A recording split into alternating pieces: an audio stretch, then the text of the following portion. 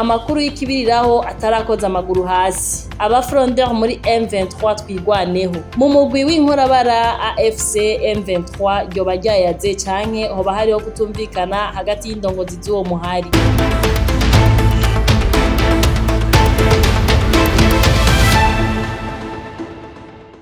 Mwaramutse canke mwiriwe mwebwe mwese mudukurikirana bivanye naho muherereye. Amakuru y'ikibiriraho atarakoza amaguru hasi. Abafrondeur muri M23 twigwaneho. Mu mugwi w'inkorabara AFC M23 ryoba ryayaze canke hoba hariho kutumvikana hagati y'indongozi z'uwo muhari. Aha turafatira ku biganiro biba hagati y'indongozi za twigwaneho umuhari w'ikiroberi hamwe n'ibiganiro biba hagati y'abakuru bakuriye urugamba muri M23 AFC. Nkuko ikinyamakuru canyu isomo cama kibaha umukenke maze mugasoma ku nturire, twishikiye mu bikoresho vy'ibigendajuru bishobora kuduha amajwi, amasanamu ndetse n'ibiganiro birambuye bica ku matelefone ngendanwa canke za telefone satellitaire. Amakuru tubagezaho nayizewe kuko tuyabaha uko twayasanze kandi akemezwa na bamwe mu banyamurenge twagerageje kuganira. Kuva umugabo w'ingabo za twigwaneho umugeneral Intwari Makanika Amahoro n'imigisha bimuboneke ko agandaguwe na drone yahagurutse ivi Kigali azize ko yase ko umuhari twigwaneho wifatanya n'umuhari wa M23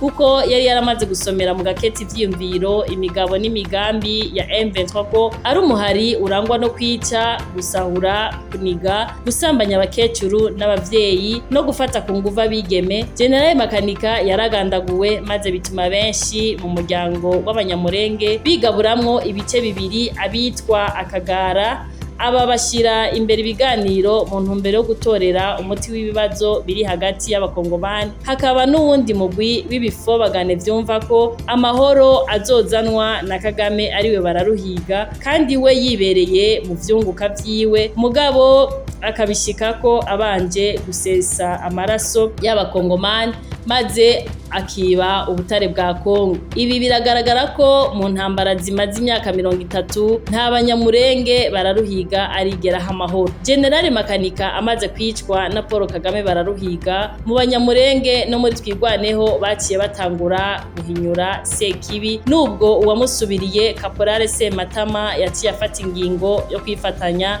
n'abateroriste ba M23. Biraboneka ko benshi mu ndongozi z'uwo muhari batavyishimiye kandi bikanavugwa n'abanyamurenge baba mu Burundi, abanyamurenge baba muri Canada, Australia na Amerika ko baganira n'ingabo zikomeye zo muri M23 ko urugamba barimwo rurimwo ubuhemu bukabije bwa bararuhiga. Kurikira neza ikinyamakuru canyu kirabasomya ku nyandiko no ku biganiro biba hagati y'abasoda bifuza ko intambara ihagarara, ko Kagame Paul bararuhiga abahenda kandi bamaze kubona ko atakindi kimugenza atari kwiba Kongo. Bwa mbere duhere kuri koloneli yitwa Ndakize Kamasa, welcome. Ni coordinateur wa twigwaneho, arabwira abanyamurenge vyinshi bikomeye bibera ku rugamba ko umuhari wabo wagurishijwe na Caporale Sematama kandi ko bitari bikenewe ko umuhari wabo uja ku ruhande rw'u Rwanda rwa Paul Kagame bararuhiga.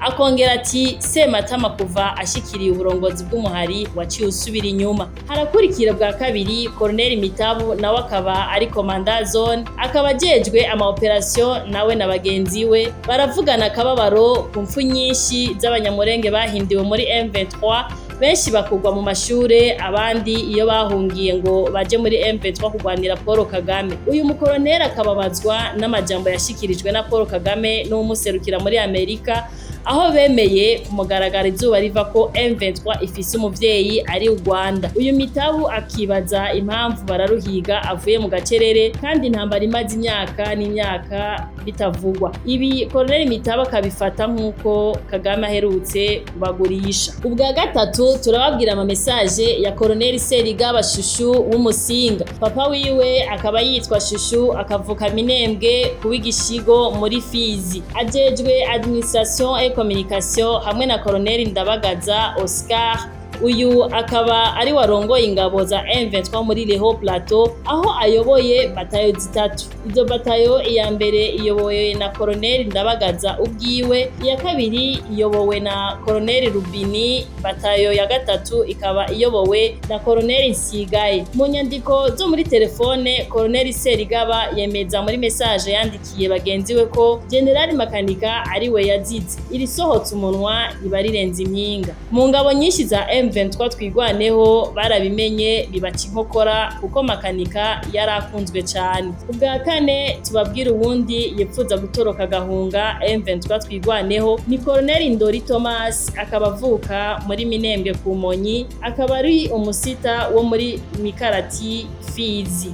Ubugira gatanu aribwo bwa nyuma tubabwira abakoloneli batatu bifuza ko ibintu bihinduka mu burongozi bwa M23 twigwaneho, maze Caporal Sematama agahindurwa, hanyuma bakaja muri processus za accord de Nairobi zibasaba guhagarika intambara, maze bakajanwa muri kanonema, hanyuma bagasubizwa mu ngabo za Kongo, abandi bademobilizwe, abo bazosanga ari abanyarwanda basubizwe iyo bazananye. Abo nabo ni Colonel Kibangura Senga Damari, Commandant de Brigade, Colonel Isaac Nyamibwa nawe ni Commandant de Brigade, Colonel Rushombo Freddy nawe ni Commandant de Brigade.